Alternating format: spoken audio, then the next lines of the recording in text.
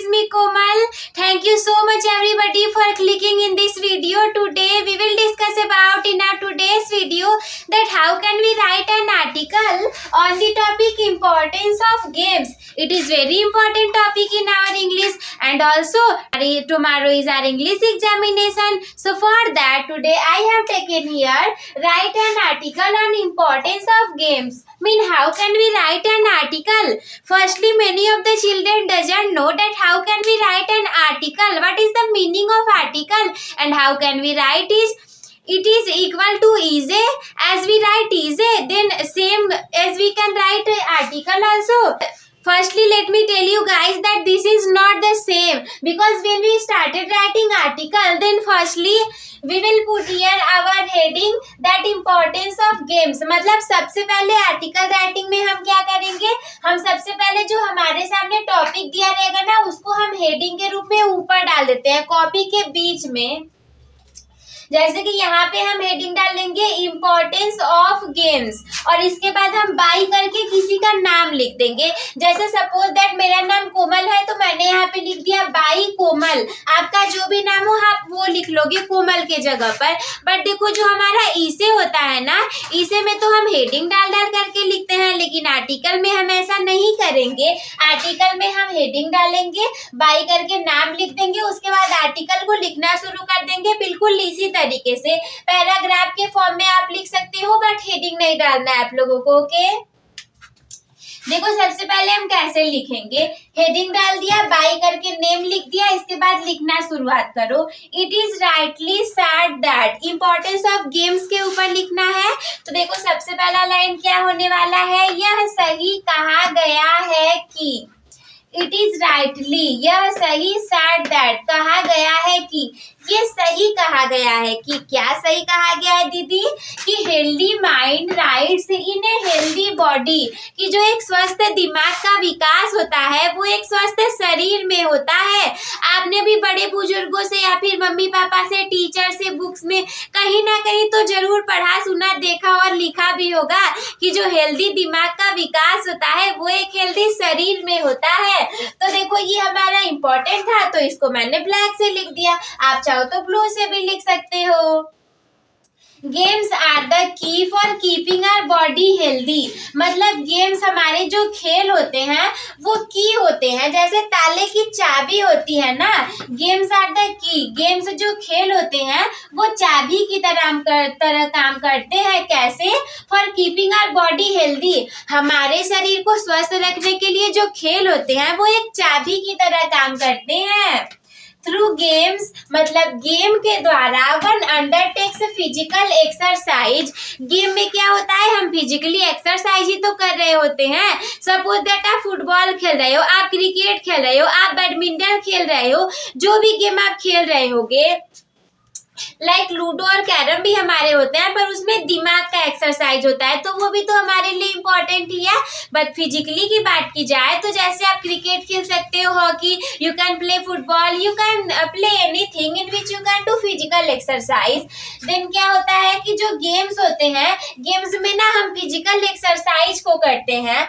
Undertakes physical exercise which help, जो कि सहायता करता है, किसमें सहायता करता है, in the whole development of a child, जो कि एक बच्चे के पूरे तरीके से विकास में महत्वपूर्ण होता है। अगर कोई बच्चा केवल पढ़ाई कर रहा है, वो कभी गेम नहीं खेलता, आता जाता नहीं है, वो साइकिल नहीं चलाता है, मतलब वो फिजिकल एक्टिविटी करता ही नहीं है, तो आपको क्या लगता है कि वो पढ़ने में बहुत तेज हो जाएगा या फिर वो बहुत अच्छा हो जाएगा? ऐसा नहीं होगा, क्योंकि उसका शरीर ही सही नहीं रहेगा, वो बीमार पड़ जाएगा। तो that's why we should do physical exercises, मतलब एक बच्चे के पूरे विकास के लिए पढ़ाई के साथ साथ खेलना बहुत जरूरी है। If there are no games, क्या होगा अगर कोई खेल ही ना हो, अगर गेम्स ही ना हो फॉर द चिल्ड्रेन, अगर बच्चों के लिए कोई भी गेम और खेल ना हो, and they do not play, और वे नहीं खेले, तो क्या होगा, देयर माइंड गेट डल, उनका दिमाग जो रहेगा ना पूरे तरीके से विकास नहीं होगा। ऐसे कहा जाए कि जो दिमाग में ना धूल जम जाएगी, मतलब पूरा विकास नहीं होगा बच्चों का। कौन से सिचुएशन में? जबकि वो गेम नहीं खेलते हो और खेल नहीं खेलते हो, मतलब उनकी फिजिकल एक्सरसाइज नहीं होती हो। डेली का अगर आप आधे घंटे साइकिल भी चलाते हो ना, तो भी आपकी बहुत अच्छी एक्सरसाइज होने वाली है। सो फॉर द चिल्ड्रेन, इसका मतलब है बच्चों के लिए। And so for the children, sorry यहाँ से, सो गेम से help them keep their bodies healthy. इसीलिए जो खेल होते हैं वो उनके शरीर को हेल्दी यानी कि स्वस्थ रखने के लिए बहुत ही महत्वपूर्ण भूमिका निभाते हैं। अब देखो, एक लाइन छोड़ देना, एक पैराग्राफ हमारा पूरा हो गया। अब हम एक लाइन छोड़ देंगे, इसके आगे लिखना शुरू कर देंगे। द गेम्स एंड स्पोर्ट्स, जो खेल होते हैं, refresh in the body and mind, यानी कि जो गेम और खेल होते हैं वो हमारे शरीर और साथ में दिमाग दोनों को रिफ्रेश करते हैं। अगर आप बहुत ही ज्यादा उदास हो, आपको अच्छा नहीं लग रहा है, थोड़ी देर के लिए गेम खेल लो, आप बिल्कुल रिफ्रेश फील करने लग जाओगे। अरे वाह! और गेम खेलते हुए भी तो आप ऐसी एक्टिविटीज को करते हो ना जिसमें कि आपको बहुत अच्छा लगता है, तो वो हमारे शरीर और दिमाग दोनों को रिफ्रेश करता है। कभी अगर आप एक्सरसाइज करते होगे या फिर सुबह टहलते होगे तो आपने ध्यान दिया होगा, सपोज दैट कि आज आप सुबह 5 बजे उठ गए। 5 बजे उठने के बाद क्या हुआ कि आपने आधे घंटे घर के बाहर निकले, सड़क पे जाकर के आप आधे घंटे टहल लिए। उस दिन आपको कितना अच्छा महसूस होता है। जहाँ सारे लोग सो रहे होंगे वहां आप जाकर के टहल करके वापस आ जाओगे या थोड़ा बहुत एक्सरसाइज कर लोगे, तो आपको कितना अच्छा लगता है ना उस टाइम। इसीलिए कहा गया है कि the games and sport refresh in the body and mind, यानी कि जो खेल होते हैं वो दिमाग और शरीर के विकास के लिए बहुत इंपॉर्टेंट होते हैं। सेकेंडरी, दूसरी बात की जाए तो गेम से help in the diversion of human mind, जो खेल होते हैं वो मनुष्य के लिए दिमाग के डाइवर्जन यानी चारों तरफ के विकास के लिए बहुत ही महत्वपूर्ण भूमिका निभाते हैं। जैसे कि देखो, जब आप कोई खेल खेलोगे तो क्या होगा, आपको हार जीत होगी, आप एक बार हार जाओगे, एक बार जीत जाओगे, एक बार आपको चोट लगेगी, एक बार नहीं लगेगी, तो उससे आपके दिमाग का विकास होगा। देखते हो, जब कोई हार जाता है तो भी गेम में हम उससे हाथ मिलाते हैं। क्यों? ये हमारे अंदर भाईचारे की भावना लेकर के आएगी ताकि उसको बेकार ना लगे, और अगर हम जीते हैं तो हमें बहुत ज्यादा गुमान ना हो जाए, कल को आप हार भी सकते हो। तो सबसे पहले एक काम करो कि इतने का स्क्रीनशॉट ले लो, इसके बाद हम इसके आगे भी देखेंगे। इतना लिखने में आपको पूरे नंबर नहीं मिलने वाले, तो इसीलिए हम इतना फिर से और आगे देखेंगे। सबसे पहले आप लोग इसका स्क्रीनशॉट ले लीजिए।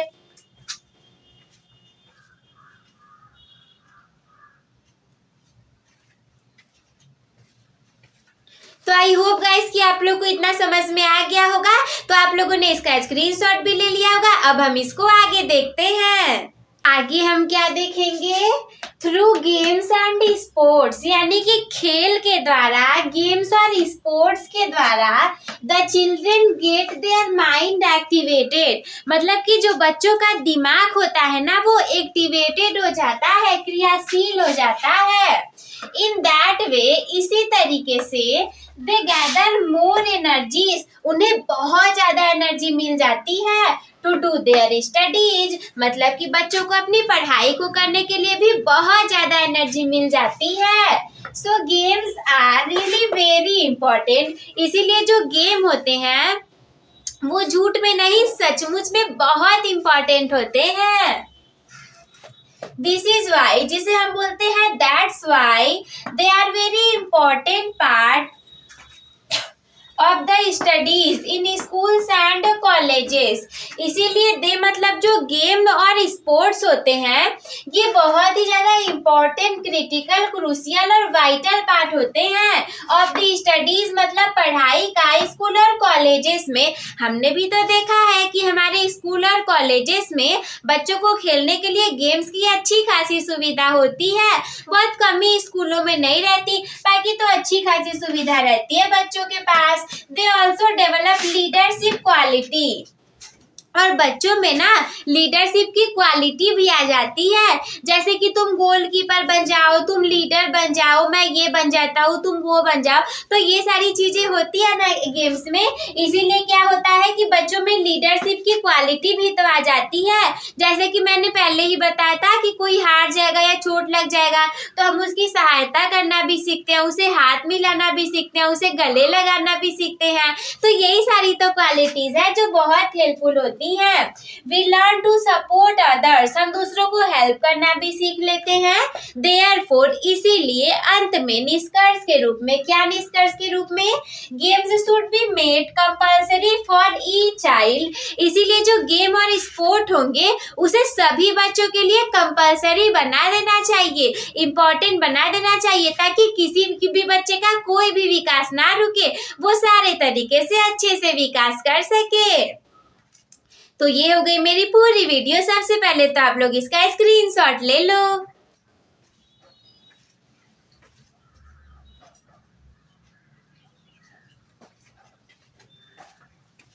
सो आई होप गाइज दैट आप लोग को ये सारी चीजें समझ में आ गई होगी। Then what you people have to do, अपने टॉपर बनने की जर्नी एक टॉपर के साथ शुरू करने के लिए you should subscribe the channel, also you should like the video, because क्योंकि ये वीडियो हमारी बहुत ज्यादा लोगों तक फैलेगी। यूट्यूब को पता चलेगा ना कि वीडियो को लाइक किया जा रहा है, मतलब ये अच्छा है, तो वे और भी ज्यादा लोगों तक फैलेगी। And you should share with your friends. If there is any doubt in your mind, then you can comment below. Take care, bye bye, see you in the next video.